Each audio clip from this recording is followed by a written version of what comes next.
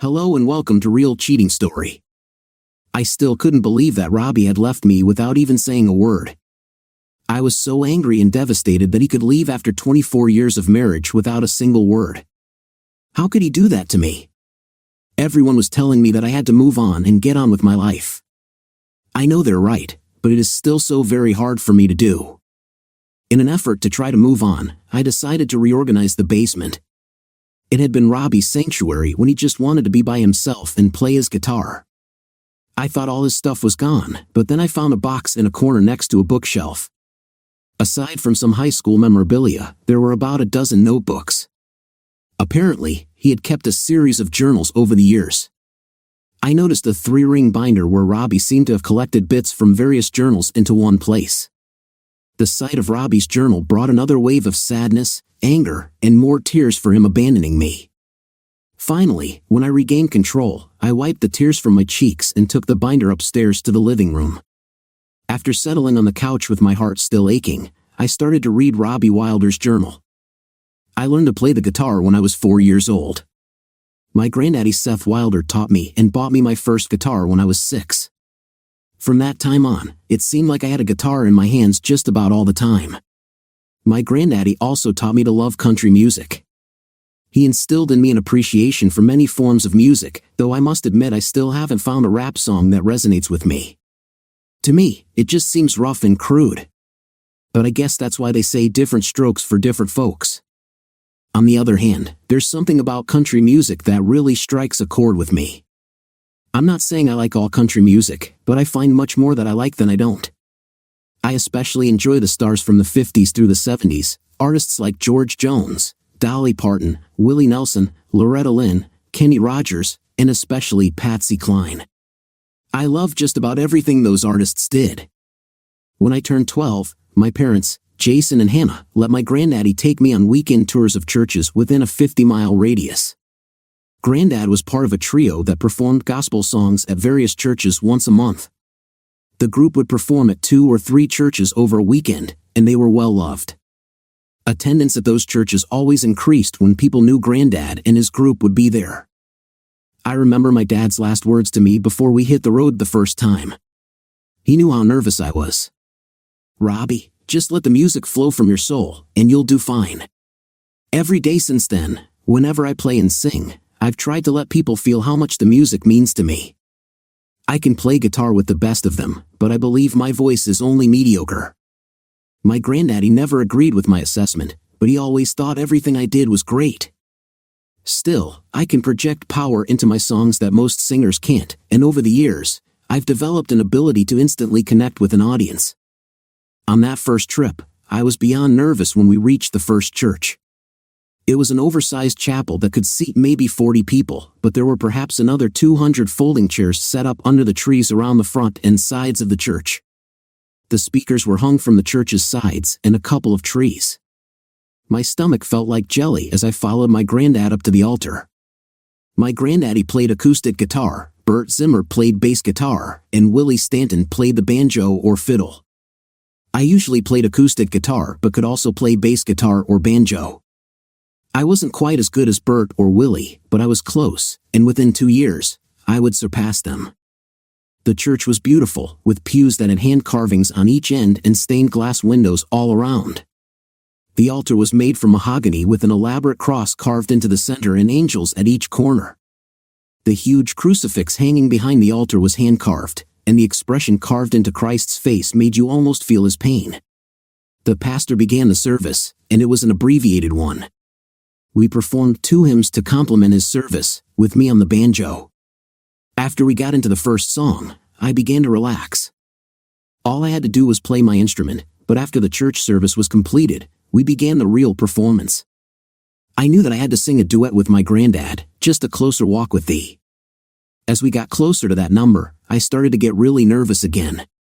But my granddaddy was so smooth with the church members that I believed they would have clapped if I screeched like a chicken hawk. Anyway, the numbers leading up to my duet went well, and the church members were quite appreciative. When I got up to sing the duet, I was still very nervous, but a smile from my granddaddy calmed me right down. When we finished, the congregation cheered us. That was the first time outside of my family that anyone had applauded my music. It was a thrill like I had never felt before. I was hooked. The pastor was extremely pleased. He said that this was the largest attendance his church had ever had, and the donations made that day would help pull them out of the red. The only money my granddaddy's group would ever take was a few dollars for gas and food. If the church women hadn't prepared something before we left, the pastor wanted to get a date for when my granddad and his group would be back. It was decided that we'd return in 2 months. My granddad liked to give every church that wanted his group an equal chance. The next church was an hour away, and it was one of those mega churches, you know, the ones that have thousands of members. They actually had their own band that performed most Sundays, but today the band members were just going to be spectators. The church seemed more like an auditorium set up for a rock concert. The entire hall was set up to maximize the acoustics. Even the crucifix made of metal was angled to minimize any interference with the sounds coming from the altar. The windows, while stained glass, looked more like modern art. As nervous as I had been at the first performance, I was terrified at this one. There would be several thousand in attendance, including the standing room only people. The other church had been small and intimate, while this church was just so huge and intimidating. The sound system was amazing. It would put many recording studios to shame. What made this performance even more intimidating was that I had to do a solo of Amazing Grace. I was sure I was going to mess up big time. This worry had set my stomach to churning, and it didn't help that when we stopped for lunch, I had crammed down a double cheeseburger, fries, and a chocolate shake. It wasn't sitting well on my stomach now, and I was having terrible gas pains but didn't know what to do. Still, I knew regardless, I had to go on with grit and determination. I clamped down hard on my butt cheeks and tried to soldier through. I was given a small stool to sit on with a mic set right before me. The group had just begun its first song when I couldn't hold the gas in any longer. I let out this ear-splitting fart, and because of where the mic was positioned, it amplified my gastric blast. The group stopped playing and looked over at me.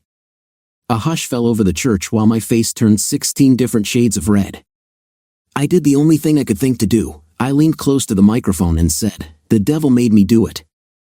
A roar erupted from the congregation, and I could see my granddaddy and his buddies cracking up.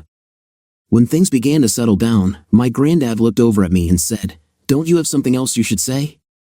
With a grin, I leaned into the mic again and added, "With God's grace and forgiveness, I won't do it again." Another roar erupted from the congregation. My granddad just chuckled and began to play again. I was never nervous in front of a crowd after that. Before I knew it, it was time for my solo. Even with what I thought was an average voice, I intended to power into this song, so I put every ounce of energy I could into my rendition of Amazing Grace. As the last notes were fading away, the congregation was on its feet cheering. The rest of the concert was a huge success. On the way home, there was considerable teasing about my gastric misadventure, but after dropping off Bird and Willie, my granddad turned serious. "Robbie, you had a great day today," he said with pride. "However, I hope you won't let it go to your head. I pray you never get the bug to become a famous singer. I've seen thousands of people chase that dream, and many of them are way better than you, but almost all of them wind up being bitterly disappointed. Millions of people every year chase that same dream, and only a handful ever realize success. Just love the music for its own beauty, and you won't ever be disappointed." Between my daddy and my granddaddy, the basis of my philosophy toward music and performing had taken root. I loved to play even if there was no one around, but I felt doubly blessed if there was someone to share my music with. I continued to perform with my granddad for 3 more years. However, the group then began to fall apart. First Bird had a stroke and couldn't play anymore, and then Willie passed away from a sudden heart attack. Finally, it was just my granddad and me, but after a few more months, it ended. My granddad's heart wasn't in it anymore. Besides, I was in high school and had discovered girls. Actually, I had discovered girls much earlier than this, but I never understood the workings of the female mind, and I don't think any guy ever will. Perhaps it was just my poor choices, but every time I tried to form a relationship with a girl or a woman, I'd end up getting hurt. When I was in the 3rd grade, I took a liking to Rebecca Simons. She was a tiny, blonde-haired girl that I thought was the prettiest thing ever. We became friendly, and then she said if I gave her my special rock, she would be my girlfriend. In reality, it was just a crystal that my mother had bought me. Still, when the sun shone through it at a certain angle, it displayed a rainbow of colors. However, 3 days later, Rebecca gave my rock to Jimmy Wheeler to be her boyfriend. When I challenged Rebecca about my special rock, she just laughed at me. I never did get it back. In the 7th grade, Annie Adams convinced me that she would show me hers if I showed her mine. Being naturally curious, I readily agreed. Unfortunately, we got caught. All hell broke loose, especially when Annie claimed it was all my idea. Back then, as it is today, they believed the girl. I got the thrashing of my life, but I took consolation in the fact that I had seen Annie. Still, I didn't understand why Annie had turned on me. When I asked her about it, she just smirked. As the years progressed, I became suspicious of girls, so I only had a dozen or so dates well into my junior year. I wasn't a bad-looking guy, but I was no hunk. Then I met Sally Bertrand. She was only a sophomore but really cute. I had 3 dates with her before I asked her to the junior prom. She was thrilled, and so was I. I ordered a tux and bought the tickets. 2 days before the prom, Sally told me her parents were making her go with Craig Wills. Craig was the captain of the basketball team and a junior who should have been a senior. There was no doubt in my mind she was trading up. I was crushed, but there was no way that I would let Sally know it. This was because of some advice my granddaddy had given me just before he decided to stop performing. He asked me if I had a girlfriend. When I told him no, he chuckled and said it was just as well. He explained that when I did decide to date girls, there was a good chance that one or more of them would break my heart. If that happened, he told me to never let the woman know it bothered me and never beg them to come back. Most importantly, he told me that if someone broke my heart, only time, distance, or another woman would mend it. So when Sally gave me the news, I told her it was no big deal. I just asked someone else. I knew from her expression she was insulted by my reaction. That alone gave me a small measure of satisfaction. I promptly went and asked one of Sally's friends if she'd like to go to the prom with me. In fact, I asked her best friend, Carol Adamson, who wasn't as pretty as Sally but still cute. She was thrilled. Really, it was a no-brainer for her. A sophomore girl being asked to the prom by an upperclassman was an instant status boost. The prom turned out to be pretty much a bore. I danced a lot with Carol, but she was really annoying. Just about every sentence out of her mouth ended with "you know." However, the evening was not a total loss. Craig managed to get drunk on whiskey that someone smuggled into the dance. I learned later that he threw up all over Sally while they were making out. Karma can certainly be a force. I went to community college for a year, but it wasn't for me. Even though I was a music major, I didn't think my professors really understood music. They were big on theory but had no soul, so I dropped out and got a job in a music store where I met and married Susie Carlucci. She was a hot-blooded Italian girl from a large family. She chased me until I fell hopelessly in love with her. Over the next 6 months, we dated, and I was thrilled when she agreed to marry me, even though her mother and father hated me. Her brothers thought I was cool and frequently came to the clubs where I performed. I loved working at the music store, but it certainly wasn't a high-paying job. Even combining my regular pay with what I made from teaching people to play different instruments, I only brought in about $30,000 a year. However, I averaged roughly $1,100 a week playing at various bars and cafes. Altogether, I was earning a little over $35,000 a year, which was more than a lot of people made in Tifton, Georgia. Susie and I were married for 3 years, and I thought everything was great.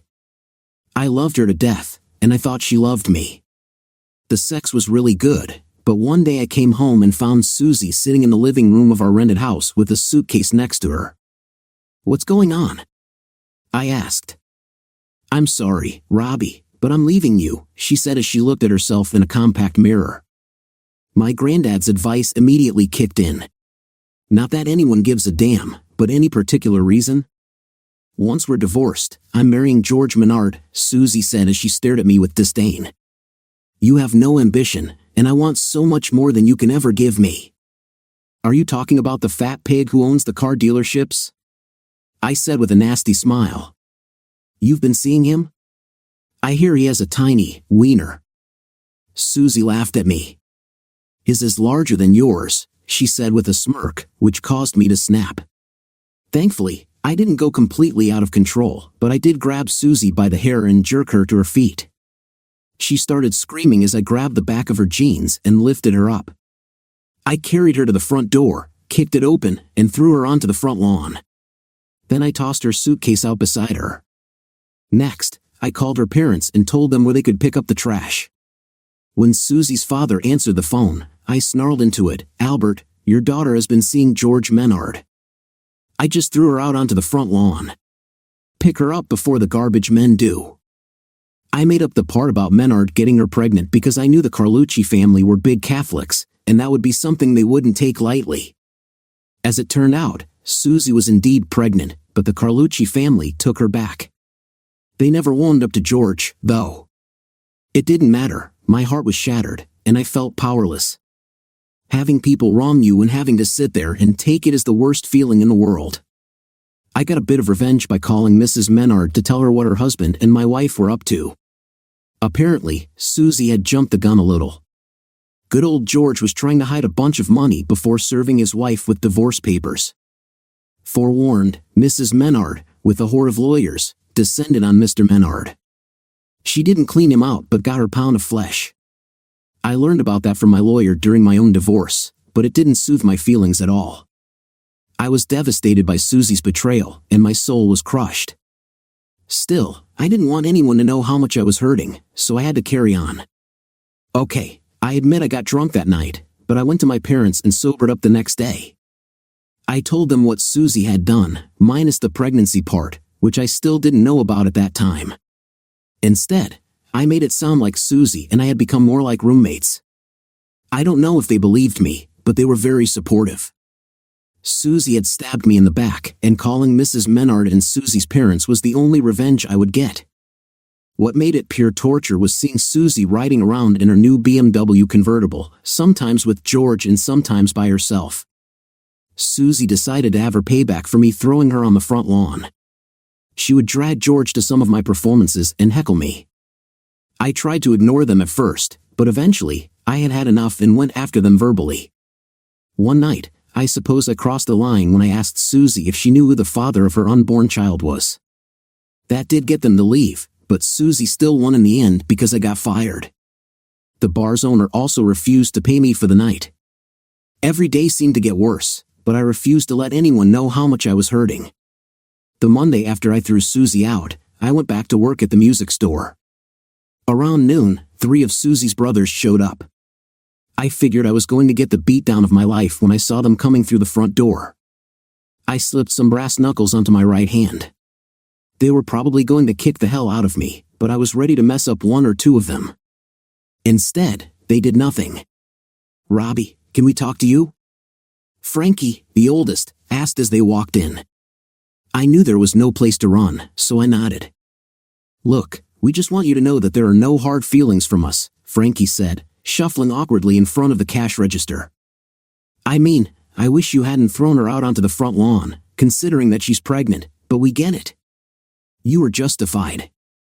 Well, screw me with a crooked stick, I said in total surprise. Now I felt bad about manhandling Susie, even though it wasn't my kid. I would have felt horrible if anything happened to the baby. I appreciate that, I said cautiously, but I didn't know Susie was pregnant. You told our dad she was pregnant? The youngest brother challenged. I know I accused her of it, but I really didn't know. I was just messing with your dad's head. The 3 brothers began to chuckle. Then Frankie spoke. I wish I had been there to see Susie land on her bum. That would have been priceless. Susie and Mom have been screaming at us to kick the hell out of you. Dad told them to shut their pie holes. He said you had every right to do what you did and more. Really? I was totally surprised that Susie's dad stood up for me. I thought he hated me. Oh, he still hates you, Frankie confirmed. It's just that he's an old-fashioned Italian man and he can't stand cheating wives. Susie's already caught his wrath a couple of times for talking back. I was relieved that Susie's brothers weren't angry with me. I truly liked them all, and I did my best to move on with my life in Tifton. But then my granddad began to fade. He had been put into a nursing home a month or two before Susie and I split. His mind was starting to falter, and that really saddened me. I visited him as often as possible and told him the whole story of Susie and me splitting up. On that particular day, he was more or less with it. "Robbie," he said with a sad smile, "you need time and you need to put some distance between you and your ex-wife." We talked for about an hour before he got tired. Just before I left that night, he reminded me never to chase the dream of being famous. He died the next day. I struggled on for another 3 months, but with my granddad gone and the love of my life now living with another man, I knew it was time to move on. My parents didn't want me to go, but they understood why I had to. The idea of leaving Tifton was scary. I had never thought about moving anywhere else until Susie dumped me and my granddad died. The good thing about Tifton was that it was only about 3.5 hours up I-75 to Atlanta. Plus, I ended up with a little over $5,000 after the divorce, most of it money I had been secretly saving for a vacation to Europe with Susie. I was supposed to split it with her by law, but I figured, screw her. I said goodbye to my folks, gave the finger to George Menard's dealership, and hit the road. When I got to Atlanta, it only took me a day to get settled. All I could afford was a room in College Park. As it turned out, the room was in a house owned by a nice black family. The Monroes, Henry and Mabel Monroe, had been happily married for almost 35 years. Both were in their mid-50s. Tyrone and Tabor were their 2 sons, both living at home and paying rent. Henry and Mabel were hesitant about renting to me because I was white. In fact, Henry even came out and said he'd feel strange renting to a white man. "Oh Lord," I said, touching my face frantically. Henry laughed, and Mabel put her hand on his arm. "He'll be fine. Rent him the room." It was a little strange at first, but they treated me well. After the brutal betrayal by my wife, it was soothing to watch a loving family interact. Henry was a postman, and Mabel worked in a daycare center. Tyrone was a mechanic, and Tabor said he sold real estate. After a while, I figured out that Tabor was actually a low-level drug dealer. His parents didn't know that he sold small amounts of marijuana, crystal meth, and ecstasy.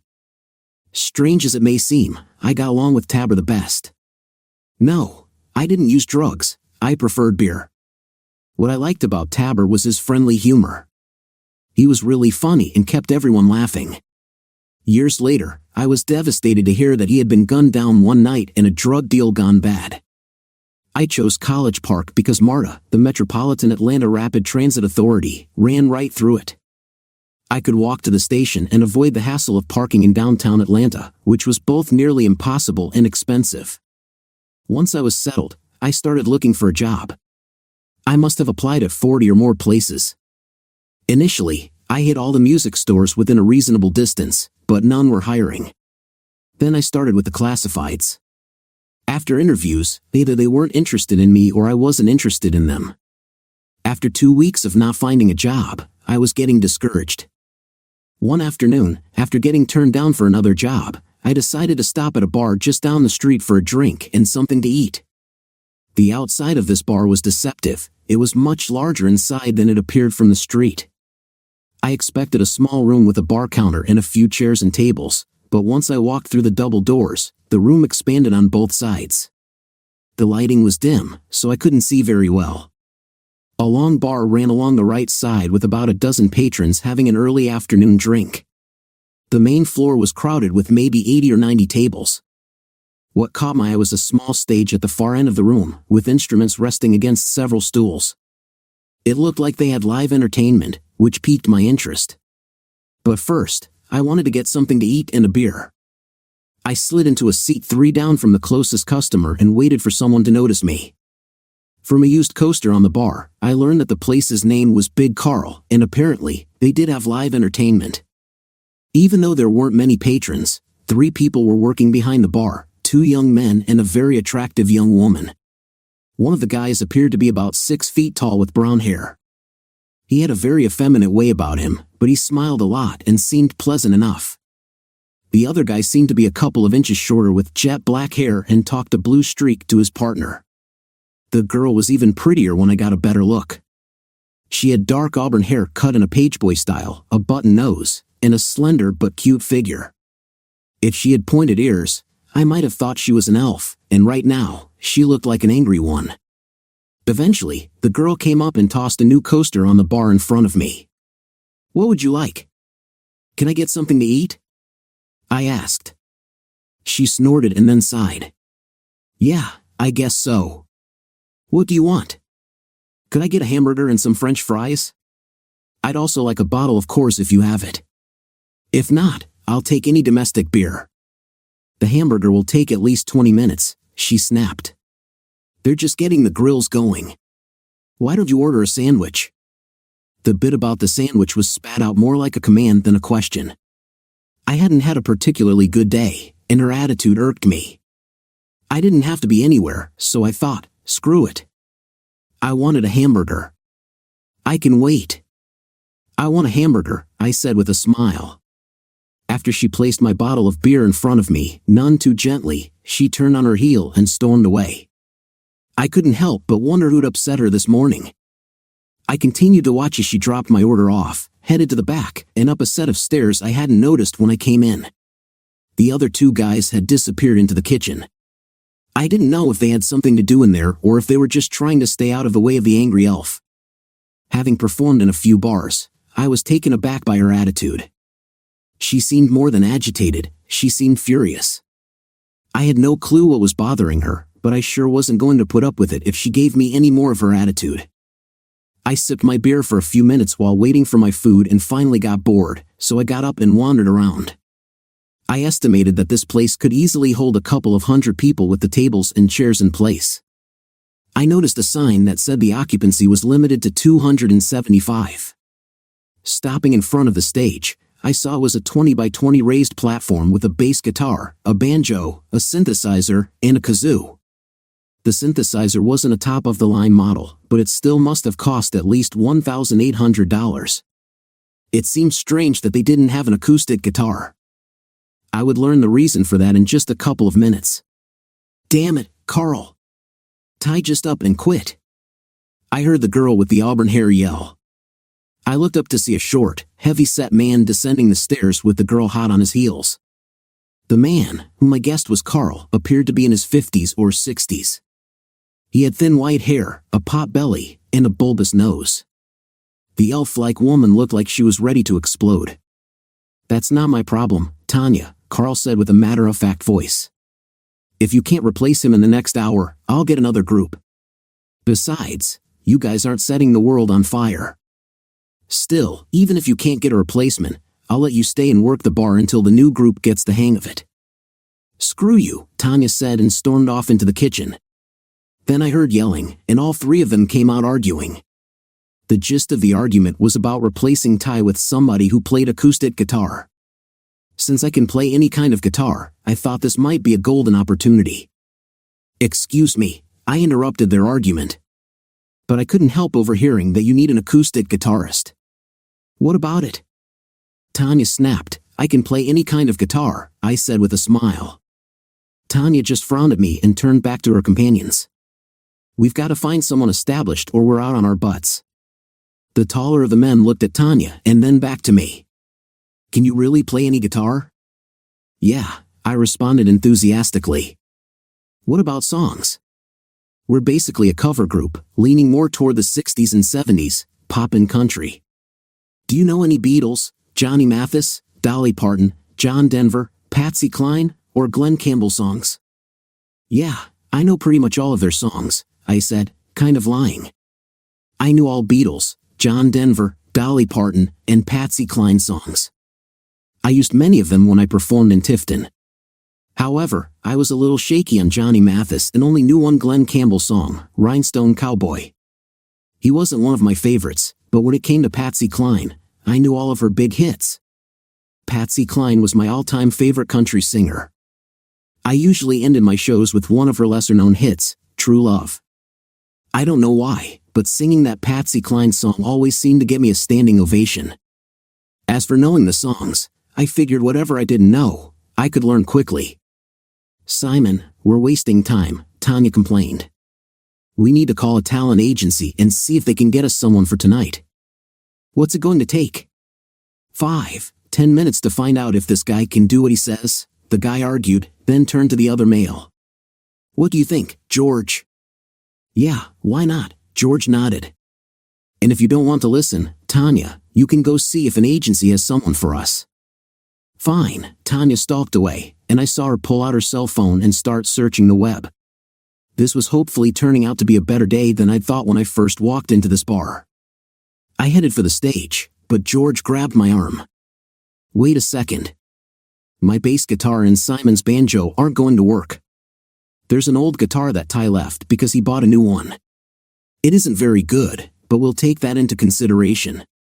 George disappeared and returned a few minutes later with the promised guitar. It was pretty old and beat up, and it had dust on it, indicating it hadn't been played in a while. Still, beggars can't be choosers. I brushed the dust off and began tuning the guitar after taking a spot on the stage. Once I had Ty's old guitar tuned as much as it ever would be, I decided I'd only sing parts of 4 or 5 songs to give them a flavor of what I could do. I just hoped I would be good enough. I wanted this gig badly. I hadn't been able to perform for weeks, and I was beginning to burn through the $5,000 I had. When I was ready, I looked out at Simon and George and smiled. Hey, it's great to be here. I can't believe the size of this crowd. Settle back and let's get this show cranking. The two men cracked up, with George giving me a thumbs up. I then began with part of the only Glenn Campbell song I knew, Rhinestone Cowboy, then segued into Willie Nelson's On the Road Again, followed by Dolly Parton's 9 to 5, and finished with Patsy Cline's True Love. When I finished, the guys were clapping and whistling, and even the few people in the bar were clapping. It felt great, and I glanced over at Tanya. I knew that she would have the final say, and I said a silent prayer that she'd give me a chance. I stood by myself on the small stage, watching 3 people talk about me as though I wasn't there. I felt a bit like I was back in high school, waiting to get a test back that I wasn't sure I'd passed, except this time, I had just finished a mini audition for a small cover band that played in a bar called Big Carl's.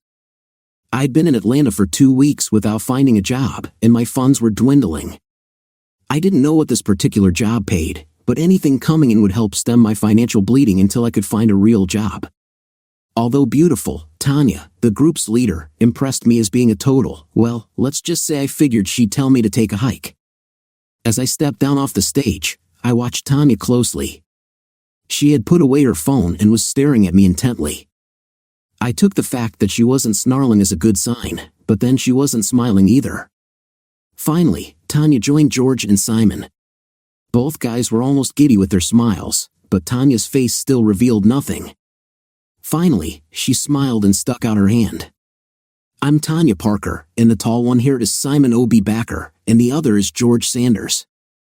I put this group together, and we're known as Tanya and the Crew. And you are? I took her hand and replied, I'm Robbie Wilder. Well, Robbie Wilder, Tanya said after releasing my hand, do you have an acoustic guitar? Do bears in the woods? I laughed at the silly question. She smiled and then went serious.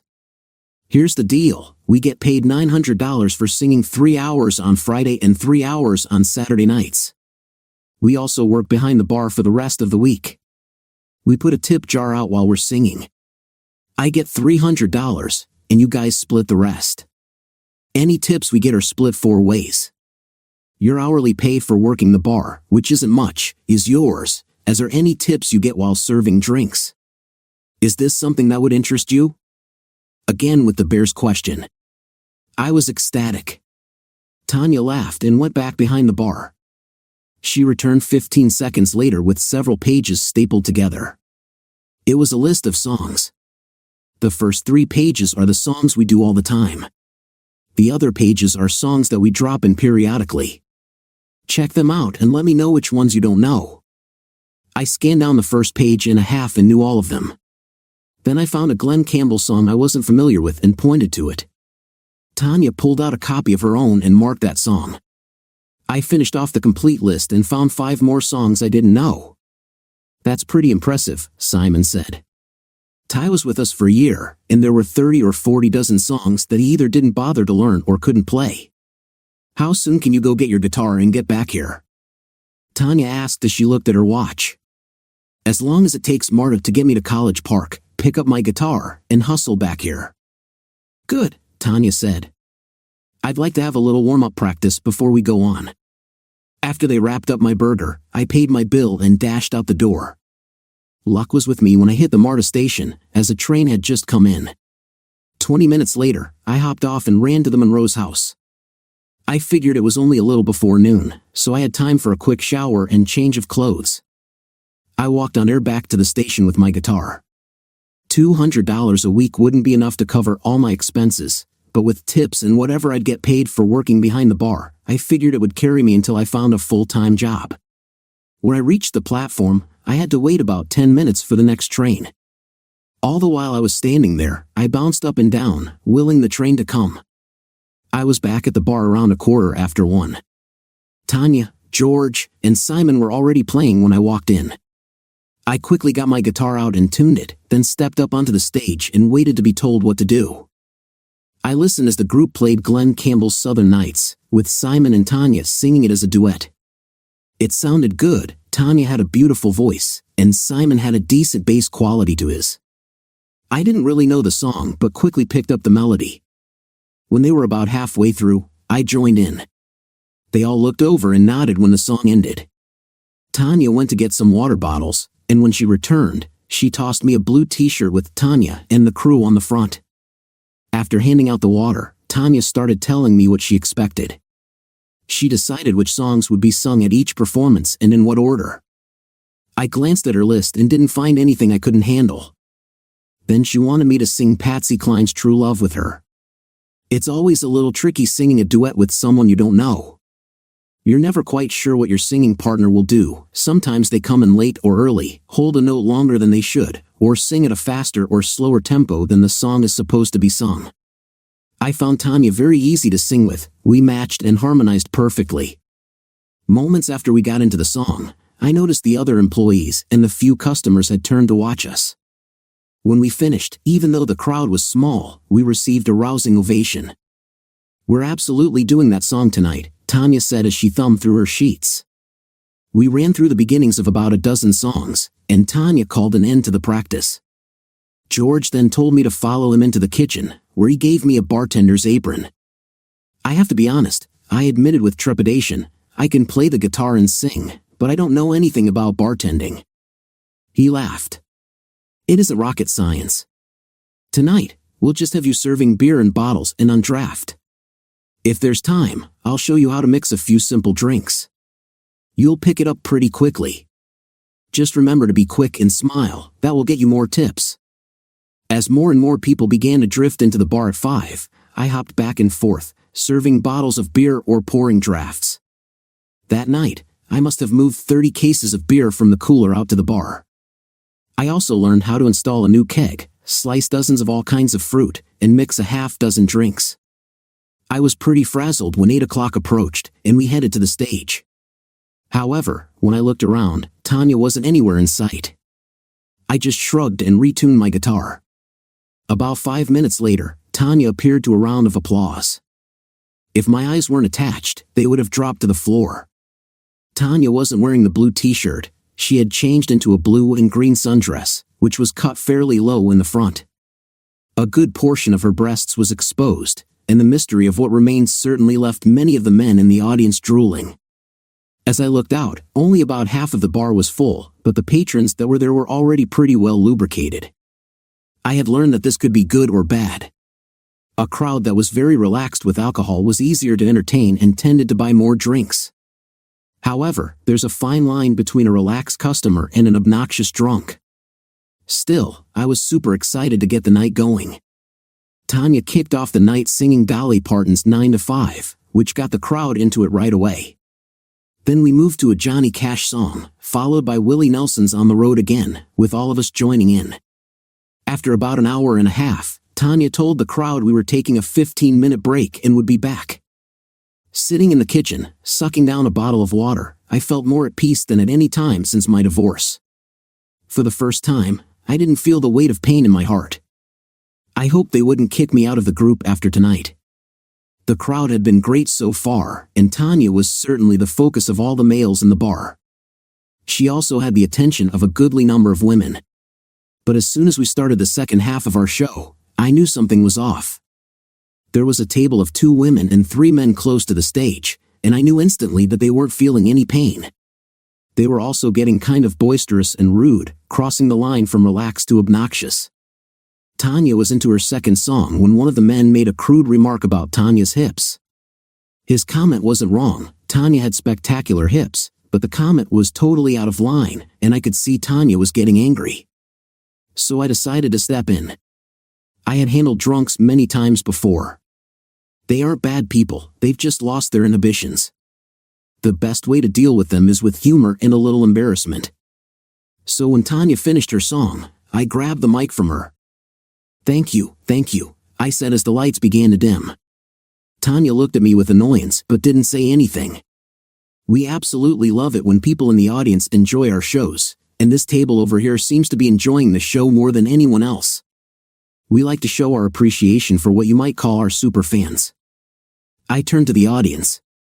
Would you like to meet one of our super fans tonight?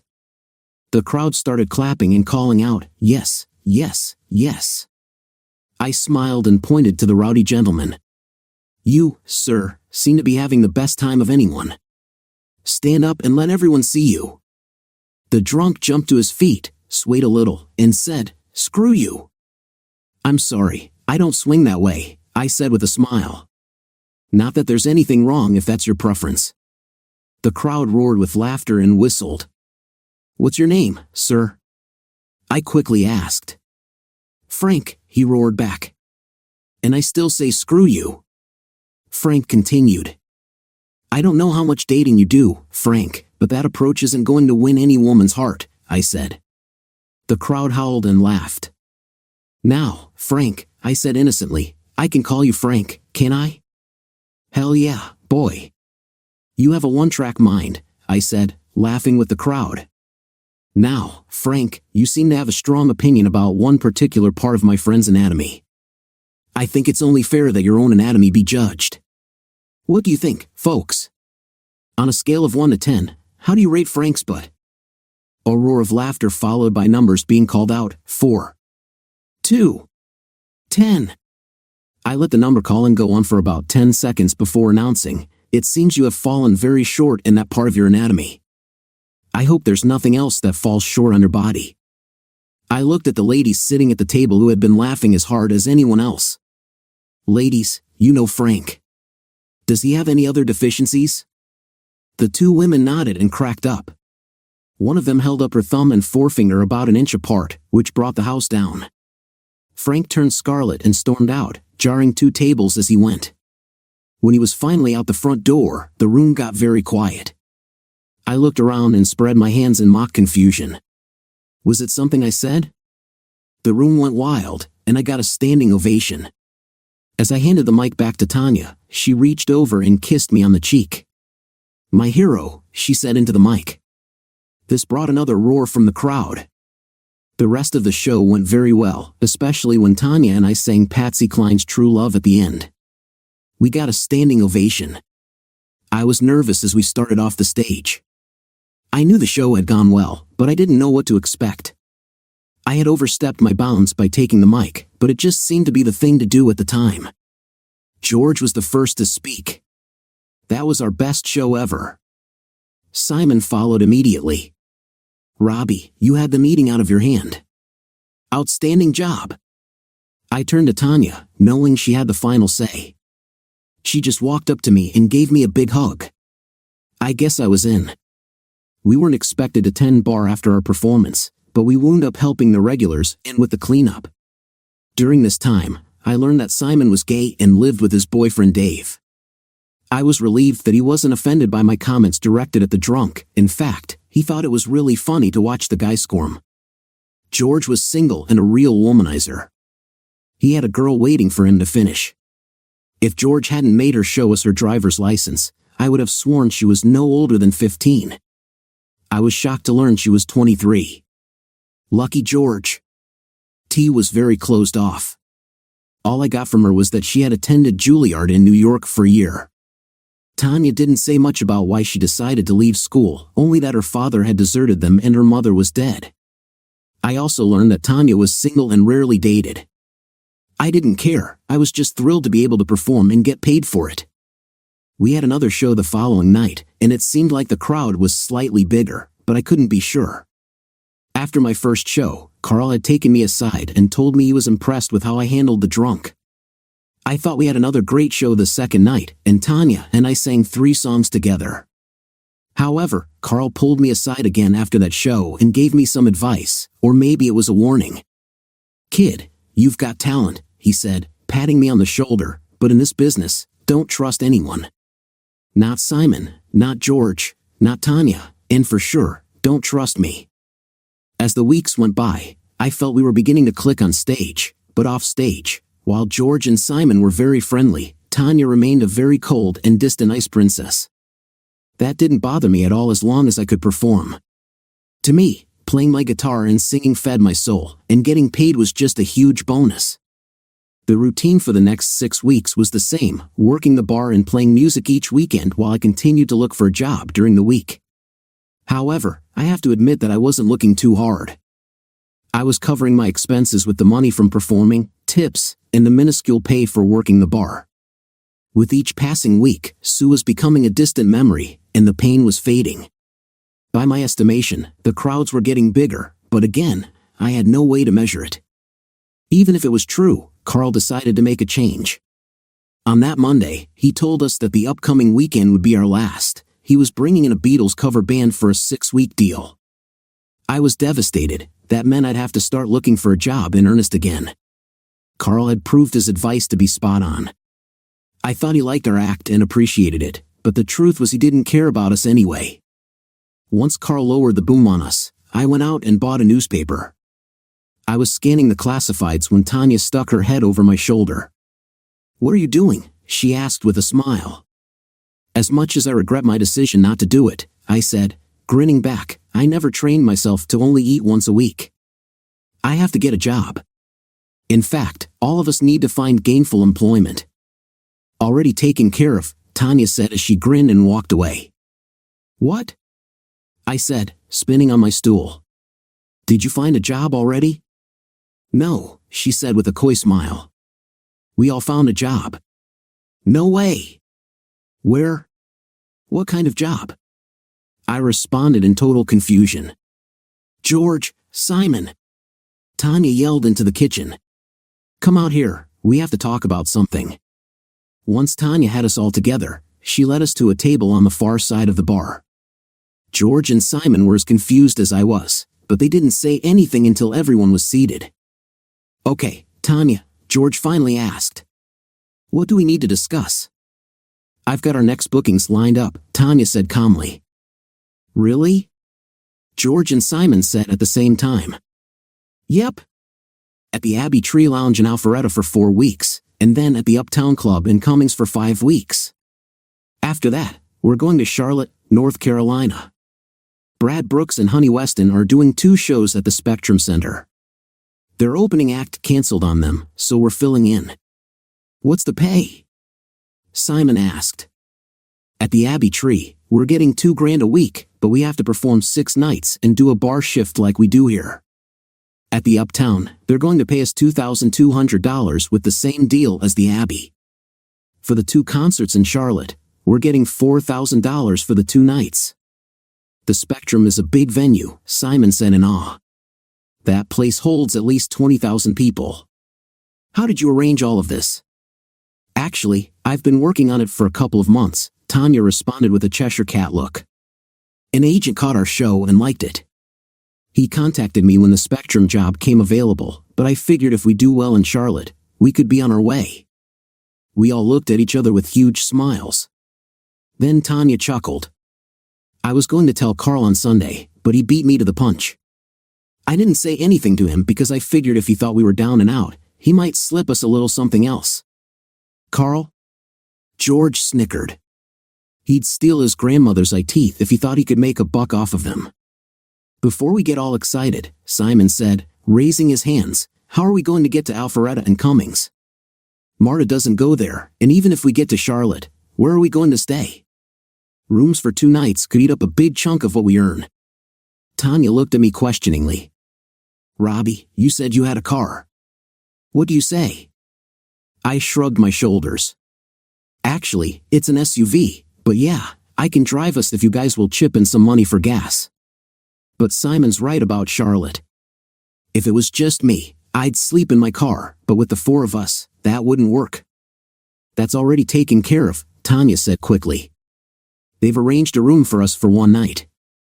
I figured we'd travel up the day of the show, perform, and spend the night.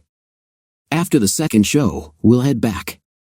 The only downside is that it's only 1 room, and just so it's clear with you 3, I get one of the beds. If it's just a king or queen size, you all are sleeping on the floor. If there are twin beds, you guys can fight over the other one. Both the Alpharetta and Cummings engagements went well.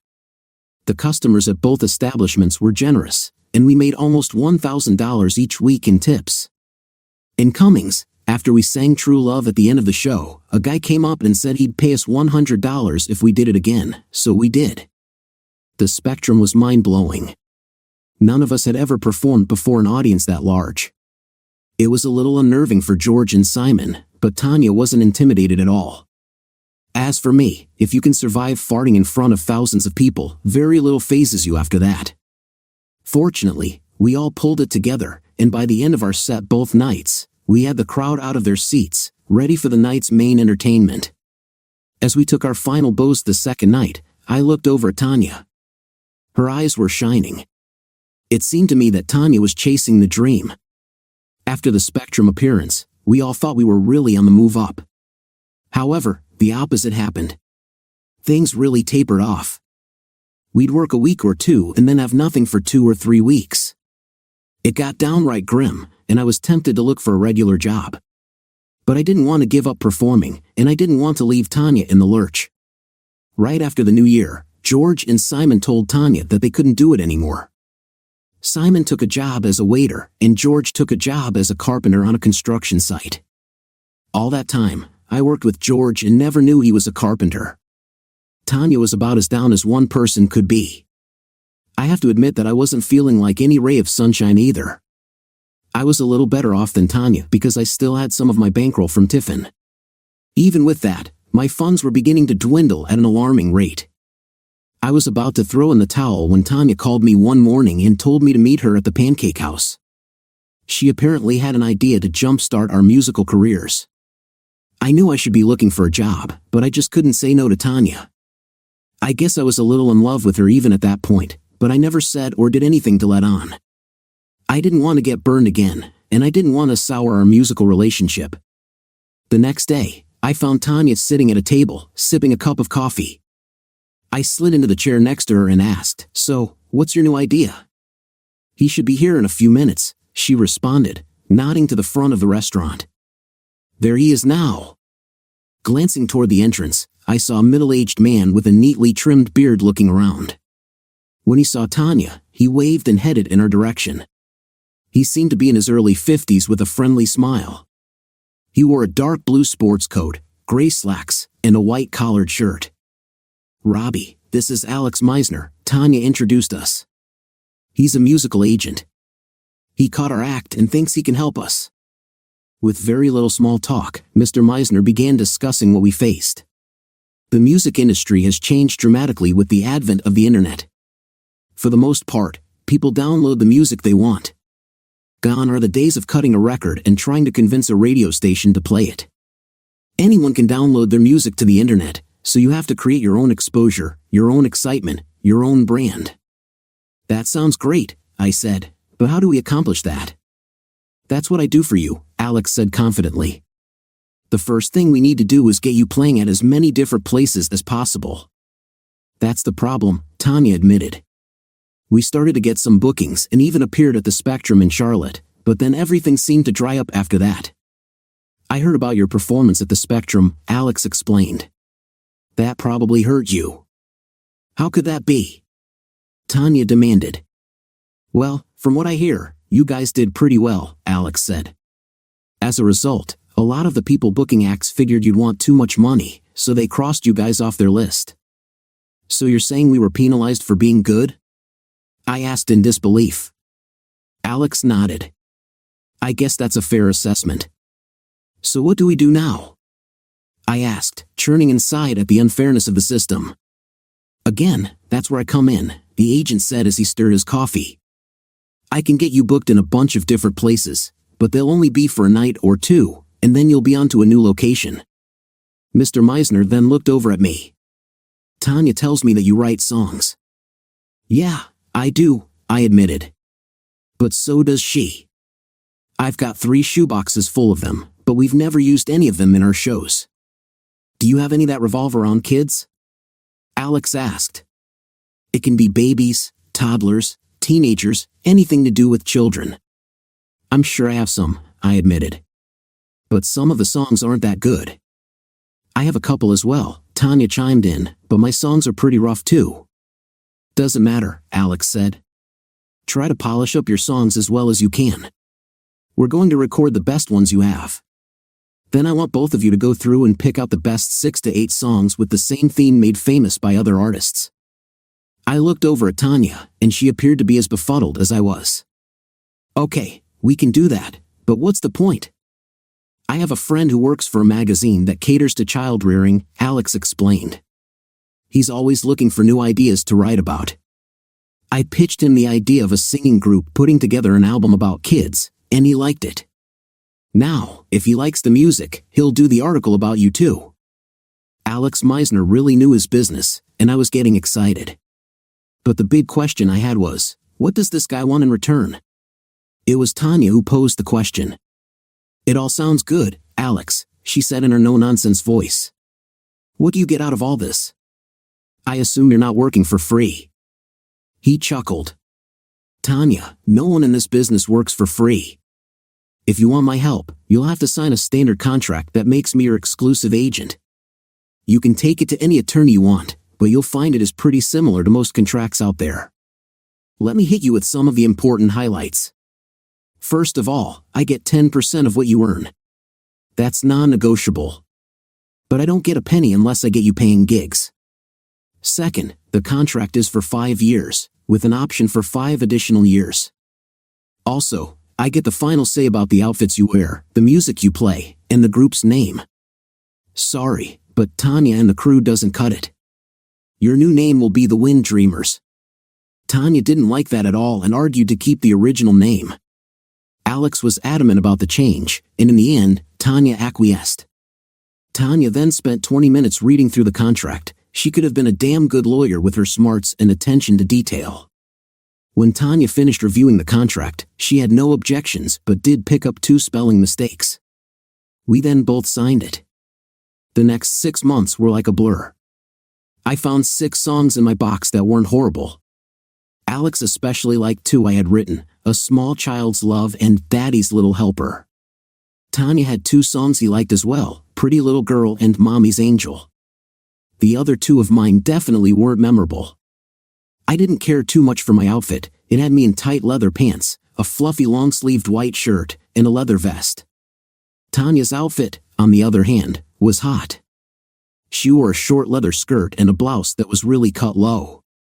One other change Alex made was the addition of a synthesizer in her act. With George and Simon gone, he wanted more than just my acoustic guitar.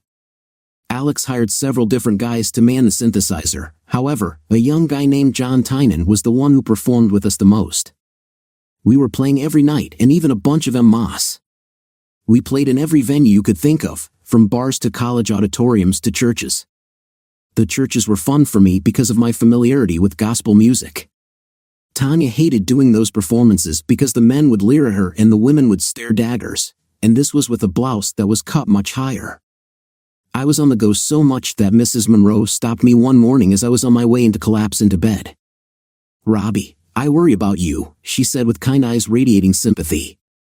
You're on the go all hours of the day and night.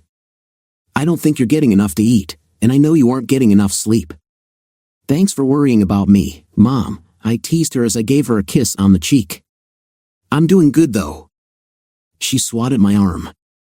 Go get some sleep, and I'll fix you something to eat when you get up. The article for the childcare magazine was a big hit, and Alex sent us into a studio to produce an album that used up most of my reserve. It was released to the internet the same day the article was published. We had incorporated the 4 songs I mentioned with 8 songs made famous by others. The way it was set up, people could buy our album or individual songs online. Our internet sales were just short of terrible, however, we did pretty well selling our CDs at each of our performances. We could buy the CDs for $5 each, sell them for $12, and sell between $25 and $50 a night. That was like $175 to $350 extra each night. During this time, Tanya and I grew closer, and we even began dating. I often felt that Tanya was out of my league, but my feelings for her were strong. She frequently told me that I was the only person she truly trusted and cared for. I had been the one to support her through her toughest moments. I remember the first time we shared an intimate moment. We had been getting to know each other for weeks, and while Tanya wanted to take things slowly, I respected her boundaries. Then one night, as we were sitting together, she leaned in and whispered, "I want to be with you." That simple statement sparked a connection between us. As we embraced, it felt as if everything around us faded away. The warmth of our feelings enveloped us, and I knew that this moment would change everything. After that night, my love for Tanya deepened, and I realized I wanted to commit to her completely. 2 months later, I asked her to marry me, and she said yes. It was Alex who floated the idea of filming our wedding and releasing it on DVD. I was very hesitant about doing that, but Tanya was all for it. She thought it would give our careers a big boost. Finally, I agreed, and it was decided that we'd do it during a performance we had scheduled for one of the larger churches in the Atlanta area. I don't know how Alex convinced the church people to go along with his idea, but they did. Still, I hoped that it would be a relatively quiet wedding mixed with music and love. I got 2 out of the 3. The wedding, from my perspective, was filled with glorious music and tons of love. Quiet, however, it was not. The local media had gotten wind of it, and being a slow news cycle, they descended on the church in droves. I didn't want to let the media inside, but Tanya and the church board overruled me. Still, the church board had laid down very strict guidelines that kept the media from being their usual boorish, arrogant selves. Tanya and I discussed our wedding vows in some detail. Finally, we decided to sing a song made famous by Peter, Paul, and Mary, "This Is Love." It was Tanya who first suggested the song. I loved the idea but was surprised that Tanya would pick it. The song has a very deep religious tone, and I knew that Tanya wasn't religious at all. However, the song is tailor-made for a wedding. It is probably used in tens of thousands of marriages each year. I especially felt that the final line said everything about our love. Whenever 2 or more of you are gathered in His name, there is love, there is love. We sang the song before the actual wedding ceremony, and there wasn't a dry eye in the church. I noticed that even some of the media people were misty-eyed. After reciting our vows, Tanya and I sang a song I had written for the occasion, "You Are My One and Only True Love." As our voices began to fade away, the congregation and our friends were on their feet with a roar. It took almost 5 minutes for them to quiet down. Then we began the performance we had been contracted for. We had tailored our song list to include more love songs, along with some of the more uplifting hits. One part of the performance was very special. I had invited the Monroes to the wedding and had them sitting in the same row as my parents. Mrs. Monroe loved Nat King Cole, especially his song "When I Fall in Love." I had arranged to do my version of the song for Mrs. Monroe. Thank God for the synthesizer because Nat had a full orchestra behind him when he recorded his version. Before I began, I let everyone know that this song was for my second mother. I must not have done too badly because I could see tears running down Mrs. Monroe's cheeks as she snuggled close to her husband. Even Mr. Monroe's eyes were misting. Yes, my mother was also crying. My father tried to pretend that he had something in his eye. He did. It was tears. During the reception, I cornered Mr. and Mrs. Monroe with their sons. I told them I had left presents for all of them in the garage. For Tabor and Tyron, I had gotten them the latest Apple phones. Years later, when I learned about Tabor's death, they told me he was clutching that phone as he died. For Henry, I had gotten him the best table saw I could find. He was always doing odd jobs around the house. Henry had told me he would get a table saw when he could afford it and then he'd really be able to fix up the house for Mabel. I got her an expensive Bose CD player and the complete CD collection of Nat King Cole. She had about worn out her record collection playing them over and over again. After the reception, Tanya and I left on our honeymoon to Key West, Florida. It was the happiest week of my life up until then: sun, surf, and Tanya. During the honeymoon, we had chosen a location that had no television or internet access. As a result, we had no idea that our wedding DVD was selling like hotcakes. The two songs, There Is Love and You Are My One and Only True Love, were released as singles and were climbing the charts. There Is Love would make it to number 32 on the Billboard Hot 100, and You Are My One and Only True Love made it to number 19 on the Country Top 100. Now we were starting to make some money and never seemed to lack bookings. We were even invited to perform at the Grand Ole Opry. With this surge, Alex felt that Tanya should become the face of our group. I totally agreed. She was a lot more fun to look at than I was, so I willingly let Alex do his thing. For the next 4.5 years, we did well. Still, Tanya was not content. She felt that we should be doing a lot better. I always categorized musical talent into 3 levels. There were the A-list people and groups, including the cream of the crop, like Tim McGraw and Carrie Underwood, or groups like the Statler Brothers or the Charlie Daniels Band. They were the stars everyone knew and had most of the big hits. Then there was the B-list, with people or groups like Tanya and me, who had a few hits but weren't big stars. Finally, there was everyone else, the vast majority of entertainers who never managed to support themselves singing. Tanya and I had done amazingly well. I considered us in the lower half of the B group. Still, we were doing fairly well, frequently opening for some of the A-list acts. The fact that we had 2 minor hits was more than 99% of all performers ever achieve. We were making a mid-5-figure income each year. We weren't superstars, but we were known, had our own fan base, and had played at the Grand Ole Opry. Still, despite our good fortune, which was mostly due to Alex's planning and promotions, Tanya wanted to reach the very top. I loved Tanya's passion but knew we weren't good enough to crack the A-list. Even more worrisome to me was that Tanya had totally fallen into the trap my grandfather had warned me about years ago. I wondered how she would handle it when she finally realized that she would never be a superstar. Still, I trusted her and Alex to keep us moving forward, or I should say, moving upward. Everything changed, however, while I was away visiting my parents in Tifton. Tanya and I had planned to go together, but she had a cold and didn't want me to catch it, so I went by myself. I had planned to spend a week with my parents. That's when things changed, and the snake was allowed to slither into our garden. I met my wife when I joined her musical group, Tanya and the Crew. Back then, we were a cover band that sang mostly country and pop songs made famous by others. Our music careers were on the verge of crashing and burning when a musical agent, Alex Meisner, agreed to manage us. Slowly, he began to build up our act. After Tanya and I were married, we established a decent reputation. We weren't superstars by any means, but we were making a good living. Married life with Tanya, for me anyway, was great. She seemed to be happy, and our love life was good. Still, I knew Tanya wasn't satisfied with our careers. She was always after Alex to get us better venues, better studio musicians, better recording contracts, more television exposure.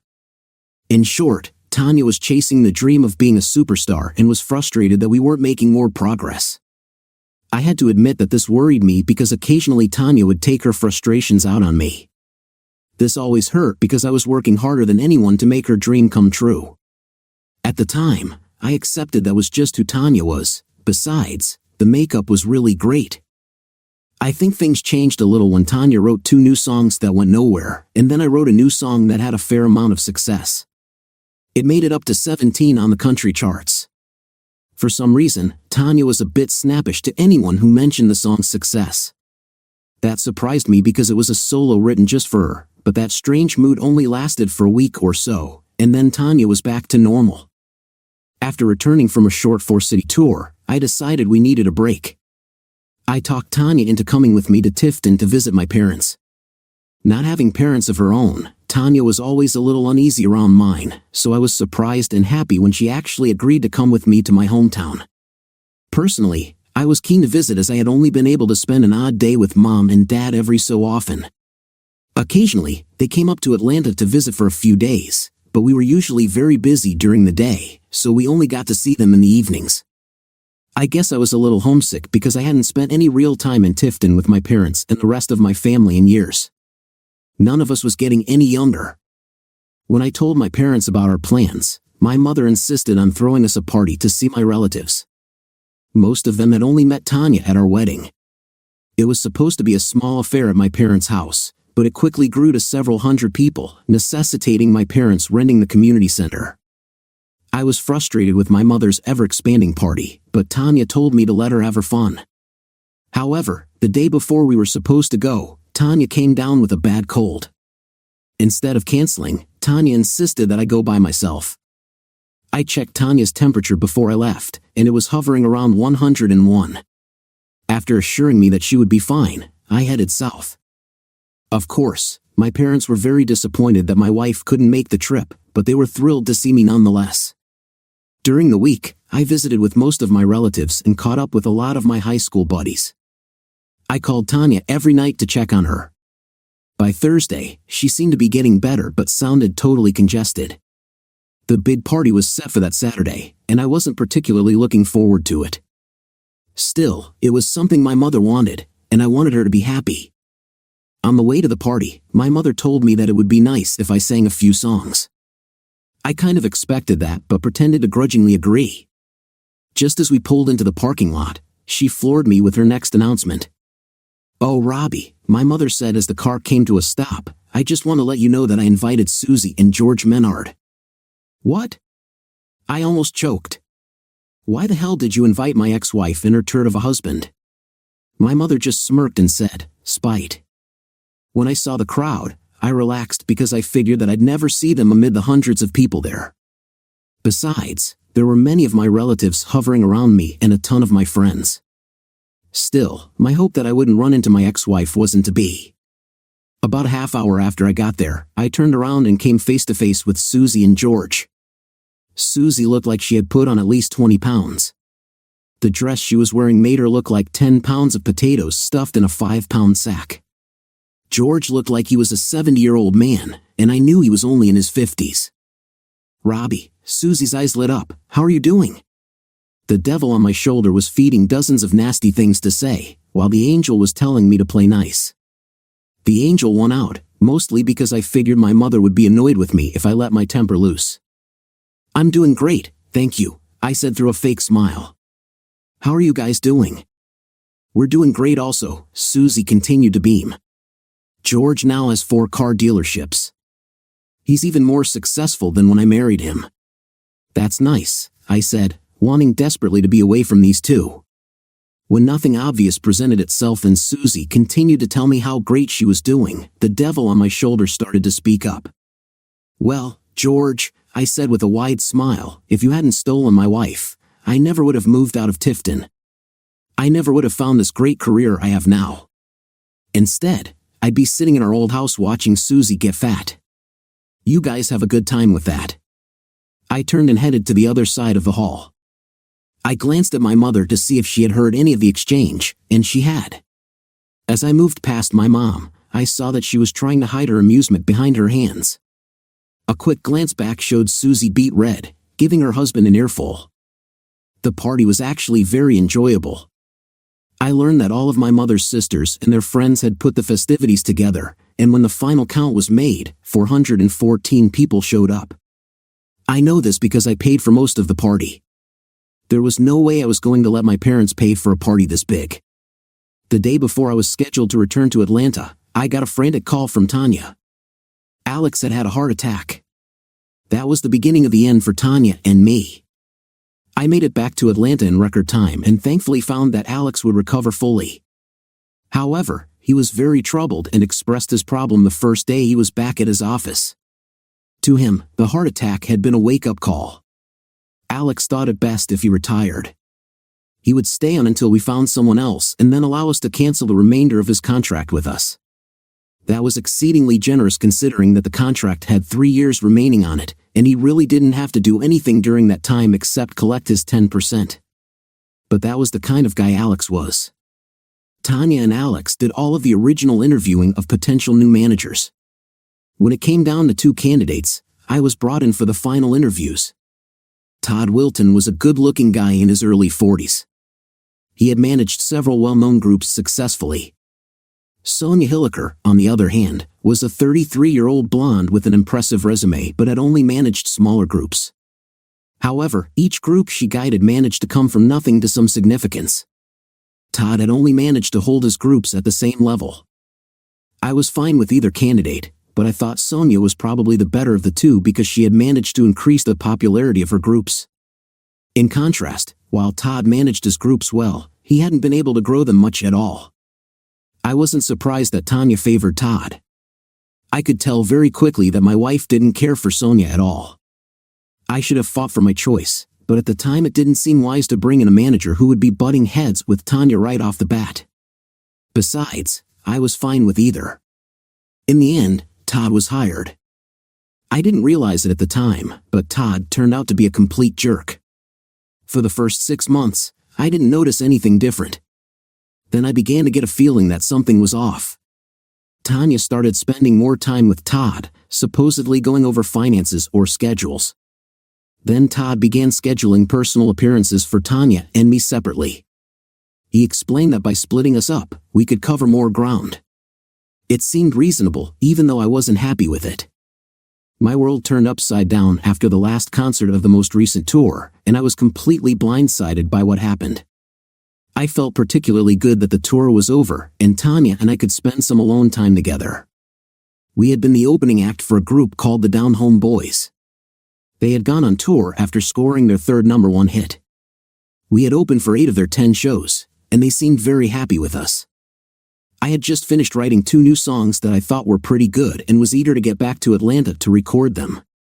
I wasn't going to tell Tanya about the songs because I wanted to surprise her, with her birthday only a couple of weeks away. However, after a passionate night of lovemaking, I told her about the songs anyway. Tanya became excited and wanted to see the songs right away, so I dug them out. Then we played them a couple of times, naked in bed. Tanya was thrilled with both. By this time in our careers, Tanya and I had perhaps moved to the middle of the B group. I was hoping that my 2 new songs would move us up a little further. I knew that Tanya was becoming less enchanted as an opening act. She wanted to be the sole attraction. However, I knew that the chances of that happening were slim, but I thought my 2 new songs would push us a little closer to that possibility. Lord knows that Todd hadn't come up with anything new to help us. In fact, I had checked the schedule for next year, and it was pretty sparse. I remember at the time wondering why Tanya thought Todd was doing such a great job. Of course, I was a trusting fool, and it would come back to bite me in the ass. It was a Monday morning, and we were catching a 10 a.m. flight out of LaGuardia Airport back to Atlanta. Tanya's bags had already been taken down to the lobby, and I was just waiting for someone to come get mine. Tanya told me she wanted to pick up something at one of the stores and would meet me at the airport. I told her we were cutting it kind of close and not to dawdle. I was sitting on the bed waiting when a gentleman in a light gray suit appeared at the door. "Mr. Robbie Wilder?" he asked. I nodded, and he handed me an envelope, saying, "You've been served." I was totally confused and asked, "What are you talking about?" But the man was already gone. I had a sinking feeling as I looked at the envelope in my hand, and when I opened it, my world imploded. Tanya had filed for divorce against me. I sat on the bed, stunned for quite some time, trying to process what had just happened. Finally, I was roused from my trance by the bellboy as the young man was collecting my bags. I started to read through the papers. Tanya was divorcing me, citing mental cruelty and physical abuse.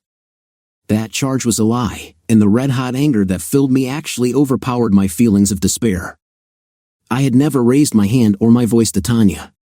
Why would she make such an outrageous accusation right now? My only thought was to confront her and ask her why. As I read further, I was stunned to find out that she demanded most of our assets. I kept telling myself that this had to be a terrible mistake. I had to talk to Tanya and get this straightened out. But my call to her cell phone sent ice-cold fear to my heart. Her cell phone was no longer in service. Then it hit me, and everything clicked into place. Todd. All the late nights, the coolness, the snide comments or the smirks by Todd when he thought I didn't see. Right then, the red-hot anger turned to white-hot rage. But then, as quickly as that feeling came, I was lost again in a sea of despair. I dropped the divorce papers on the floor and was about to drop the envelope when I realized there was more inside it. Shaking out the other piece of paper, I discovered another legal document, a restraining order. It stated that I was to stay 500 feet away from Tanya and 500 feet away from our home and studio if Tanya was there. My heart was utterly broken. I couldn't understand any of this. Tanya and I had made love the night before, and it had been passionate. Surely, she didn't fall out of love with me in one day. It suddenly hit me like a thunderbolt. Maybe she never loved me at all. My head was spinning, and my stomach was churning, ready to revolt. At that moment, I don't think I was having anything close to rational thought. When the nauseous feeling overwhelmed me, I bolted to the bathroom. When my stomach was finally empty and somewhat calmed, I wandered to the window, looking down at all the people hurrying around below. I envied every one of those thousands of people because they weren't me. If I could have gotten the window open, I might have even considered jumping. I felt like my whole reason for living was gone. I don't know how long I stood there, but suddenly I needed something to drink. My attention instantly went to the minibar, and I helped myself to one of those mini bottles of scotch. My mind went into a sort of haze by the third bottle, and the pain wasn't as acute. Despite my brain being clouded, the alcohol did calm me and allowed me to begin reviewing my current situation. Yet, every which way I looked, I was totally and completely screwed. I needed to do something, but for the life of me, I had no idea what. The only thing that kept flooding my mind was that I wanted to totally destroy Tanya and Todd. But then I flashed back to Susie leaving me and how impotent I had been then. It looked like once again I wouldn't be able to do anything to my betrayers. I grabbed another bottle of scotch and gathered up the papers. I almost tore them to shreds, but instead, I read further, and it just got worse. All of our joint assets had been frozen pending the court deciding a final division. Then I found the final insult, which sent fury racing back through my alcohol-muddled brain. My first-class ticket back to Atlanta had been canceled and replaced with an economy ticket for 2 days later. This was all so cold and hateful. At that moment, pure white hatred of Tanya and Todd filled my being. I wanted them destroyed. I swore to myself that I would have some measure of revenge for the total disrespect and contempt with which they had treated me, even if it took the rest of my life. But at the moment, I couldn't think of one thing that I could do to hit back at them. I just couldn't get my head around the fact that Tanya had not only betrayed our marriage but also our business partnership. That wasn't bad enough. Tanya and Todd were trying to totally destroy my music career. If they could make those abuse accusations stick, I was in deep trouble. This was especially true given the current climate where the mantra was that the woman had to be believed, regardless of evidence. A cold chill ran through me as I suddenly realized how dire my situation was. It became apparent that if I didn't act soon, they would steamroll me, and I'd be nothing more than a grease spot on the pavement. My first decision was to go online and examine our checking accounts, personal and business. As the court papers indicated, the accounts were flagged. I had no idea how much should be in the business account, but I knew it should be considerably more than it was. As for our personal account, I knew it was seriously depleted. I had taken money out of an ATM the previous evening and still had the receipt, which showed the balance was almost 3 times what was displayed today. After 2 failed attempts to operate the phone due to my alcohol-impaired brain, I finally reached the front desk. I told them to hold Tanya's luggage for a bit. I would be down shortly to make arrangements for it. For my luggage, I asked them to bring it back up because I'd be staying an additional 2 nights. I then sat back down and started going through the paperwork in detail. I dumped the remaining scotch in the little bottle down the sink. My anger was now overriding my self-pity. Over the following weeks, those 2 emotions would take turns dominating, but at the moment, I was beyond furious. If I wanted to defend myself, I needed a clearer head to plan my next steps. I read through everything twice and was still outraged. I put the papers aside and decided to take care of Tanya's luggage first. I arranged to have it put into an off-site self-storage unit, paying with a personal credit card that I don't think Tanya knew I had. It was a petty thing, but I had no intention of telling Tanya where her stuff was. Then I called our attorney, Greg pinned her. That was another shock. Greg told me he had been retained by Tanya and could do nothing for me. I was furious and lashed out. Of course, you know that this means I will never use you again and we are no longer friends, I said testily. Robbie, I'm going to let that remark pass because I know you're extremely upset at the moment, Greg said. You think I'm upset? I asked with cold fury. You have no idea. You were my parents' attorney before you became mine. I was the one who brought you on as our business attorney, and when you decided you wanted to become an entertainment attorney, I referred clients to you. You knew all this was going on, and you let Tanya stab me in the back without a word. You should have stayed out of this and referred Tanya to a different attorney. Instead, you chose sides, and that was a bad decision on your part. I will no longer refer anyone to you and, in fact, I'll advise anyone who asks that you can't be trusted. Are you threatening me?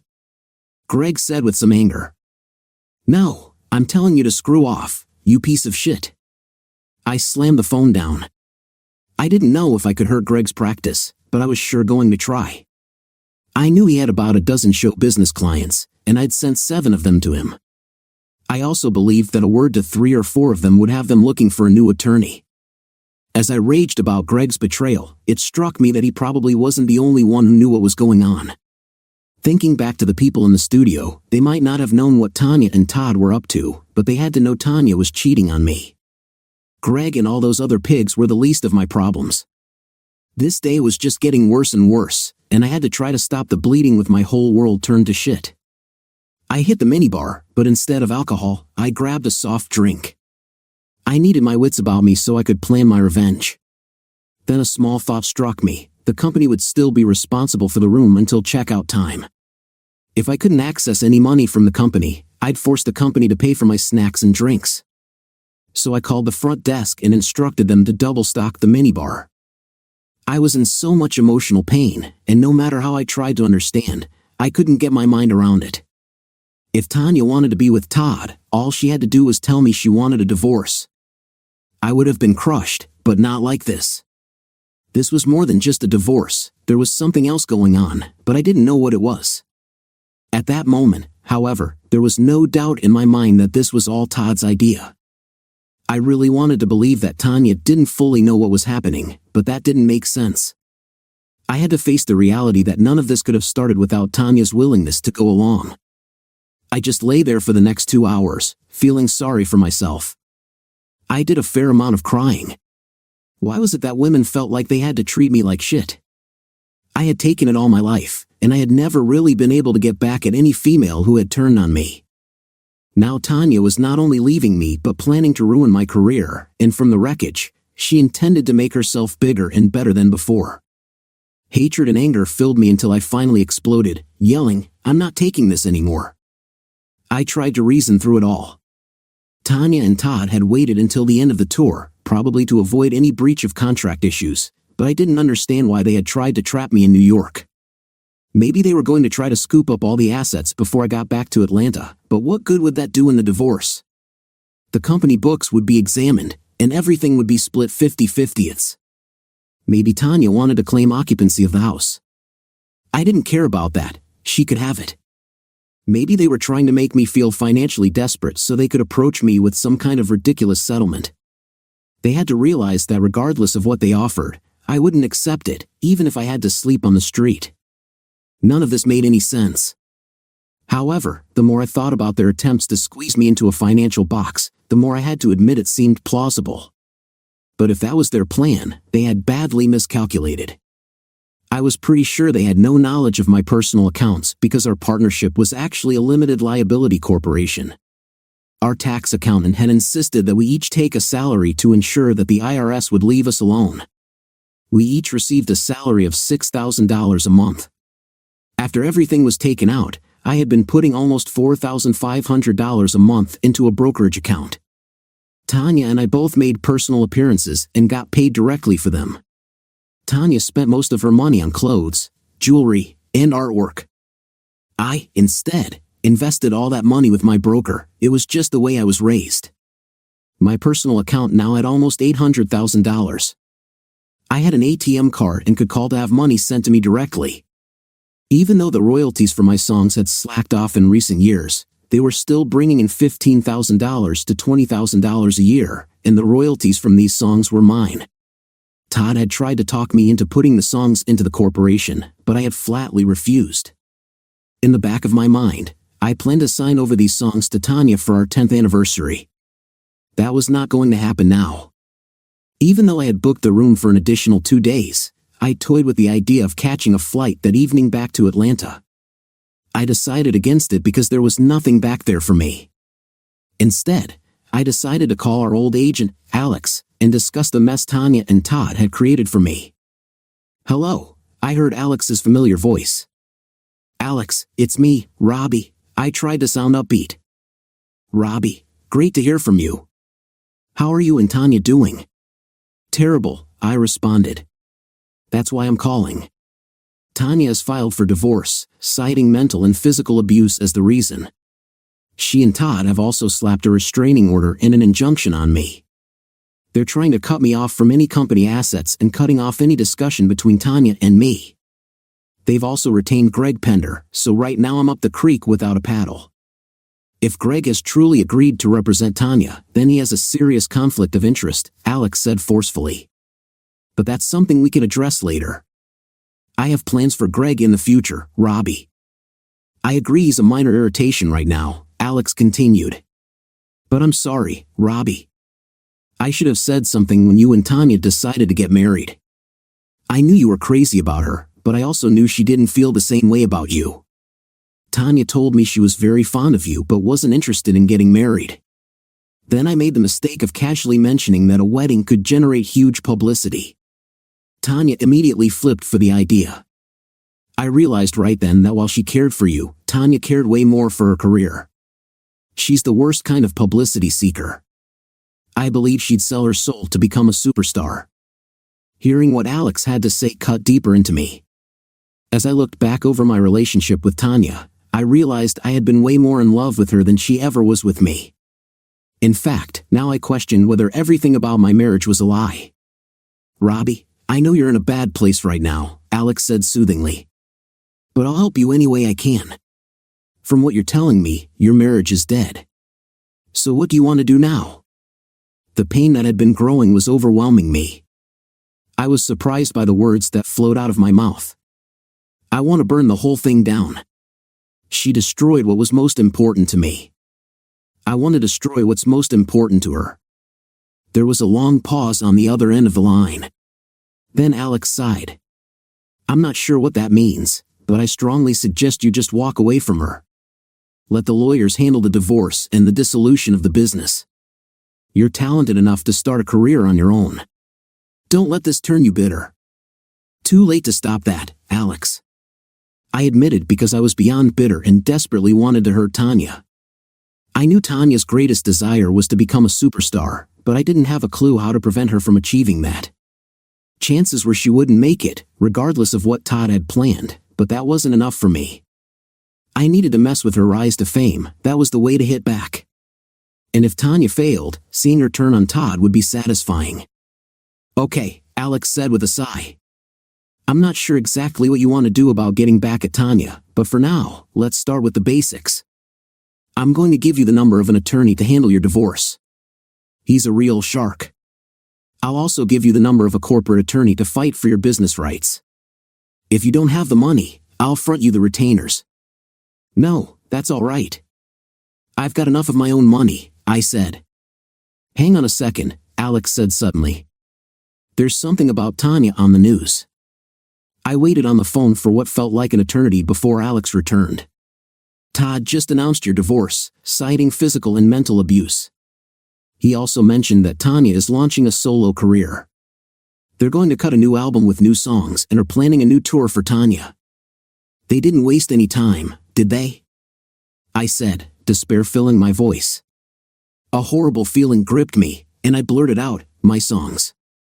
I dropped the phone and began frantically searching through my luggage for the shoe boxes with my songs in them. When I finally found them, my relief was short-lived.